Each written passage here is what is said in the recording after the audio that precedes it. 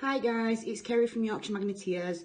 I thought I'd give you a quick rundown of what equipment I use, so you can all get a taste of what everybody's using. First of all, grappling hook. Great addition, great to dig things out, great to lift things up what's heavy and stuff like that, always a must have. Decent rope, make sure you tie it correctly. There is a YouTube video of Daniel Smith from Magnet Fishing UK Waters. He's great at tying knots, so please give him a shout out and have a look on his YouTube, and plenty of videos there. We do have two magnets. One at the moment's broken, which is a 770 kg double from Wukon. Great magnet, never had a problem, quite strong, always a go-to magnet. We've also got the 520 flat from Wukon. It's always great to have a double and a single. The double obviously is half strength on each side. This has got all the strength on one side. Great addition. Also I would advise is getting a winch. This is a 4-ton winch. You can buy them from Toolstation, you can buy them from eBay. It's saved us many a times. The bigger the magnet, the more equipment you're going to need, and this has really saved a fair few people and rescued a fair few magnets. Gloves, make sure they're waterproof, make sure they fit you. A knife in case you need to cut anything. Make sure you get a scrap man before you go, or at least make arrangements for one to come and pick it up after you've finished. And I hope you have a great day and see you out. Bye for now. So, just a quick review on some of the equipment I've been using since I've started personally. Been with Yorkshire Magneteers a bit now.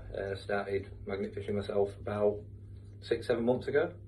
Went out by myself, bought just a little magnet, see how it goes. Yeah, and then saw a couple of events on Facebook through Yorkshire Magneteers, and popped on down really, and to see what it's all about. So yeah, bit of an introduction to how I got into it. My stuff that I use, really, wouldn't say it's anything out of the ordinary. First magnet I got was this little one. So it's a 350 double-sided, see there. Got 2p on one side, which I still not managed to get off. But yeah, 250. Done the usual, Loctite on the eyelet, taped all the rest of the rope up, and then some 8mm poly climbing rope. That's what I started off using. When I first got it, didn't really rate it that much, if I'm honest. Turned out, now I've been doing it a bit longer, they just want anything it can out. So yeah, I thought maybe I bought the wrong stuff, so quite quickly after that I decided to have a bit of an upgrade. So I read into a couple of groups, see what everyone else was using, what were recommended, and eventually got this one, which is the Wukon double-sided 770. Found it pretty good, if I'm honest. Pulled a couple of bikes out, a couple of locks, nothing too over the top. Went with some 30mm poly rope, which you can see the difference in size. Have a look there, so you can see the difference in thickness. Just a bit more strength to it. Mainly, if you get anything bigger out, I'm not going to worry about snapping rope. After that, I quickly moved on to get a grapple hook, after seeing them pull motorbikes out and safes, which I've got here. So a 3-pronged grapple hook. And when I started getting stuff like this, I started looking into ratings of the rope, of the hooks, magnets, to see what it is I'm actually looking to use. So this is rated at, should be, I think it's 400 kilo. Can guarantee you now, I've had about 2 tons worth of pull on this with some ratchets, to the point I've actually bent one of the claws. It still held up fine with me. Pulled a couple of bikes out with that as well, a couple of push bikes. Once again, not too major at the moment. After that, decided that, right, I need to start getting some better gear really. You know, because if I'm getting that stuck, which first time I went out I did, and if you're by yourself, which I don't really recommend just in case all happens, I thought better get something that's gonna be able to pull me out. I've seen a couple of people with winches, thought I'd go a little bit of a different route, see how it works. I've got nice big chunky ratchet strap. It does the job, you know, it's just a different thing to people using the winches. I quite like this. It's definitely helped out. If I'm ever by myself, it's not going to cause much issues. You know, it should be able to pull out anything that I get hooked onto. Nice and thick, as you can see. With that, I have this rope. Nice big, thick rope. Tie-down strap. So that's the majority of what I use. Or what I have been using. I've had the ratchet strap on my 13mm rope, I've had it on my 8mm rope, not snapped it yet. One of the other things I got is this. And basically, put your arm through it. And what this does is, when I get hook or my magnet stuck in anything, it goes over the side of the canal or anything that's sharp, feed your rope through it, and it stops it from snapping your rope onto the sharp edge. I've seen it a couple of canals, seen rope snap. It's not really something I want to do. Don't really want to lose my hook, don't want to lose my magnet. Yeah.